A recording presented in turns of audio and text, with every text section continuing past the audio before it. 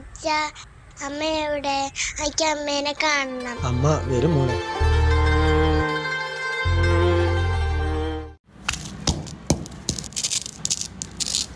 അച്ഛതല്ലാതെ വേറെടുപ്പുണ്ടോ? അയ്യോ, മോളുടെ ഡ്രസ്സ് വേറെ തിരുമ്പിയിട്ടില്ലല്ലോ. ഇത് ഞാൻ ഇട്ടതല്ലേ? സാരല്ല മോളെ, എന്നത്തെയും കൂടി അതിട്. എന്താ അച്ഛനെ അറിയില്ലേ? അമ്മ ഉള്ളപ്പോഴേക്ക് എല്ലാം ചെയ്തു തന്നിരുന്നു.